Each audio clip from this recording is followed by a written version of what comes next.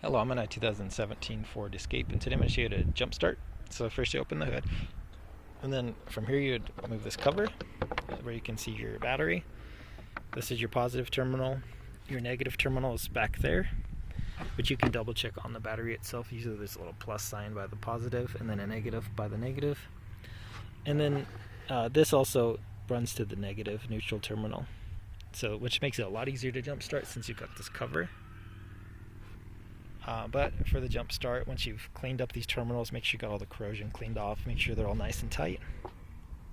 I would plug your metal clamps directly to your positive feed here, and then you have your negative right on this clamp here. You could also try to get back there if it's easy to access, but this is here just to make jump starting easy. So your negative here, your positive clamp on this metal, and if it's running straight to another car, you want to make sure your positive leads directly to the positive on the other car's battery, and your negative directly to the negative. Because if you crisscross these by accident, even just a few seconds of that can sometimes cause damage to your computer systems, fuses, things like that. But all that said, once you've had these connected and the other car running, hopefully that's charged your battery up enough of a few minutes of running to be able to start your vehicle.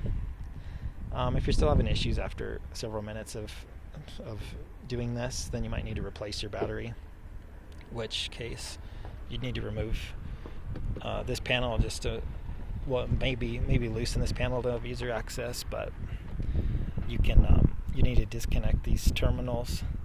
This little plastic thing will slide up and move forward to give you a little more room to work with, so you can somewhat slide this battery out and slide the new battery in. But once you get that new battery in and everything connected tight again, then you should be able to start right up.